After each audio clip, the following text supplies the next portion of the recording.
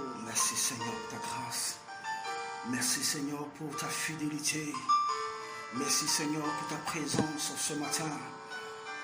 Seigneur, je veux bénir ton nom, je veux célébrer ton nom, je veux magnifier ton nom parce que tu es Dieu. Merci Seigneur pour ta présence. Koshalabakil. Kosambabausikin andalozikin shalabakin. My candalozikin andalozikin shalabakin. My candalozikin shakandapauzi. Me karabakin shedabakam. My candalozikin shedabikarabakom. Me candashi andalozikin. Oh, shakarabakin shedabikam. My candalozikin shalabakin. Lozikin sarabakin shakandapauzi. Merci Seigneur. Oh, shekiyabakandalozi. Merci Seigneur Jésus-Christ. Shalom, shalom, que Dieu vous bénisse. Et ce matin, je veux souhaiter la bonne fête de Pâques à chacun de vous. Et que Dieu vous bénisse, que Dieu se souvienne de vous et votre famille. Et que la grâce de Dieu, que la fidélité de Dieu se manifeste dans votre vie, mais de manière extraordinaire. Et que Dieu se souvienne de vous. Alléluia. Koshalabakim. Kandaluzikin andalozikin shalabakim. My king on the Luzikin Shakarabakin, my Kandaluzikin Sharabakin Shilibikom, my Karabakin Shilibikarabakom, my king Shilibikam. Oh, merci Seigneur pour ta grâce, merci Seigneur pour ta fidélité. Oui, ce matin, Dieu me met à cœur de partager un thème avec vous qui s'intitule Reviens à ton Dieu. Reviens à ton Dieu. Alléluia. Nous allons utiliser le passage de 2 Chroniques 7, verset 14. La Bible dit, il dit, quand je fermerai le ciel et quand tu n'auras point de pluie, et ça c'est la sécheresse. Il dit, quand j'ordonnerai aux sauterelles de consumer le pays, et ça c'est la famine. Il dit, quand j'enverrai la peste parmi mon peuple, ça c'est les épidémies. Et comprenez une chose, ces choses-là n'arrivent pas dans une nation ou sur la terre par hasard. Lorsque un pays vit sans tenir compte de son Dieu, lorsque un pays est sans frein, lorsque le péché atteint son paroxysme dans une nation, la colère de Dieu s'abat sur cette nation. Alléluia. Aujourd'hui, nous remarquons dans nos différentes nations, nos pays prennent des décisions sans tenir compte de Dieu. Nos pays vivent sans tenir compte de Dieu. Nos pays sont sans frein. Nos pays s'adonnent à des choses qui ne n'ont pas notre Dieu. Lorsque un pays est sans frein, lorsque un pays vit dans l'abomination, la famine, la sécheresse, l'épidémie s'abat sur ces nations ou sur ces pays. Et comprenez une chose, la Bible nous dit quoi? Et tous ont péché, ils sont privés de la gloire de Dieu. C'est le péché qui nous prive de la gloire de Dieu. C'est le péché qui nous amène à ne pas voir la manifestation de la gloire de Dieu dans notre vie. Aujourd'hui, je vais exhorter quelqu'un. Je vais exhorter une nation. Je vais exhorter quelqu'un. Renouvelle ton intelligence et reviens à la raison. Si tu sais que la vie que tu mènes ne glorifie pas ton Dieu, ressaisis-toi. Et si tu sais que tu es dans des actes contre la nature, ressaisis-toi. Parce que ces choses vont provoquer la famine dans ta vie, la famine dans ton pays, la famine sur la terre. Alléluia. Aujourd'hui, nous voyons des pays qui sont sans frein, où on cautionne la pédophilie, où on cautionne le fétichisme, où on cautionne la bestialité, où on cautionne des actes contre nature. Lorsque vous menez ce genre de vie, lorsque vous menez cette vie, lorsque vous ne tenez pas compte de votre Dieu, la colère de Dieu s'abat sur votre nation. Ou la pauvreté s'attache à votre nation. Aujourd'hui, je vais interpeller quelqu'un. Ressaisis-toi parce qu'il n'est pas encore tard. Ressaisis-toi parce que Dieu peut encore faire quelque chose dans ta vie. Dieu peut encore faire quelque chose dans ta nation. Dieu peut encore faire quelque chose sur cette terre. Dieu veut déployer sa grâce. Mais ce qui empêche Dieu de déployer sa puissance, c'est le péché. C'est la vie que nous menons. Les actes dans lesquels nous sommes. Alléluia. Renouvelle ton intelligence. Et reviens à la raison. Ton Dieu t'attend. Ton Dieu t'appelle. Ton Dieu veut encore te sauver. Tu ne peux pas vivre comme si ton Dieu n'existait pas. La Bible dit que Christ est mort à la croix et nous a rachetés au prix de son sang. Le sang de Christ qui est versé, le sang de notre Seigneur Jésus-Christ qui est versé, encore crie pour toi. Ce sang-là veut encore te racheter. Ce sang-là veut encore te faire du bien. Ressaisis-toi et reviens à la raison. Reviens dans la bergerie, car Dieu veut te sauver. La Bible nous dit dans Romains 12, il dit quoi?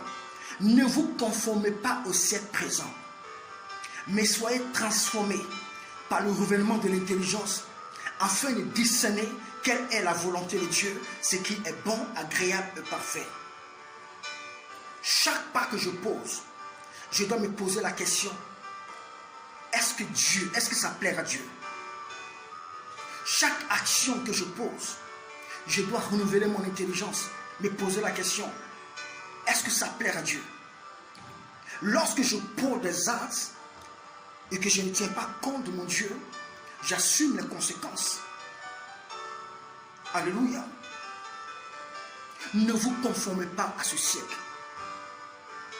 Ne vous conformez pas au siècle présent. Qu'est-ce que ce siècle présent vous offre? L'homosexualité, la pédophilie, le fétichisme, tout ce qui n'honore pas notre Dieu. Le siècle présent nous conduit chez le devin, chez le marabout. Ce siècle présent nous amène à nous retrouver dans la présence des personnes qui font des pratiques qui n'honorent pas notre Dieu. Pourquoi? Parce qu'aujourd'hui, on a tiré par l'argent. On a tiré par le confort. On veut être puissant. On veut dominer. On veut régner. Écoute, toutes ces choses que tu recherches, Dieu peut te l'accorder. Si tu reviens à lui. Si tu reviens à lui, Dieu peut te faire grâce. Et voilà pourquoi il dit dans le même texte, il dit, si mon peuple, ce qui est invoqué mon nom, s'humilie et prie. Donc Dieu attend que tu t'humilies et que tu pries, afin que sa grâce vienne dans ta vie. Et tant que tu ne vas pas comprendre, et que tu serais dans toutes ces choses, tu seras en train de détruire ta vie. Il servira à quoi un homme de gagner le monde entier s'il devait perdre son âme? Pose-toi la question, après cette gloire, après tout ce que tu recherches, si tu meurs, où tu vas? Parce que le plus difficile, ce n'est pas de notre vivant après cette vie. Où on va? Qu'est-ce qui nous attend? Aujourd'hui, le Seigneur te tend encore la main pour dire qu'il n'est pas encore tard. Quel que soit là où tu es, quel que soit là où tu es, tu m'écoutes, mets-toi en genoux. Implore la grâce de Dieu sur ta vie. Dieu va te faire grâce. Demande pardon au Seigneur dans ce dans quoi tu es. Demande pardon au Seigneur pour tous tes péchés. La Bible dit, il est juste et fidèle pour nous pardonner. Aujourd'hui encore, le Seigneur m'amène à t'interpeller pour dire que l'avènement du Seigneur n'est plus trop loin. L'avènement du Seigneur n'est plus trop loin. Arrête de gâcher ta vie. Arrête de traîner dans la boue. Arrête de traîner avec des personnes qui ne sont pas de Dieu. Ils vont te garer. Ils vont détruire ta vie. Ils vont t'amener à sortir de la volonté parfaite de Dieu. Recherche la volonté parfaite de Dieu. Ne recherche pas la volonté permissive. Aujourd'hui, le monde a besoin d'une repentance pour que la grâce et la fidélité de Dieu viennent sur cette terre afin que cette épidémie soit carrément chassée. Et tant que nous allons rester dans notre même état, et tant que nous allons rester toujours dans les mêmes choses, sans comprendre pourquoi Dieu permet certaines choses, la colère de Dieu va continuer et s'abattre sur nos différentes nations. Écoute-moi, l'épidémie que nous sommes en train de vivre n'est rien à côté de ce qui arrive. L'épidémie que nous sommes en train de vivre aujourd'hui n'est rien à côté de ce qui arrive. Au jour du malheur, vers qui tu vas te tourner? Au jour du malheur, tu vas invoquer qui? Au jour du malheur, qui pourrait intervenir dans ta vie?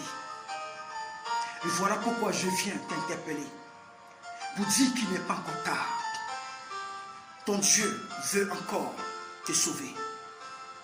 Ton Dieu veut encore te faire grâce. Ton Dieu t'étend la main.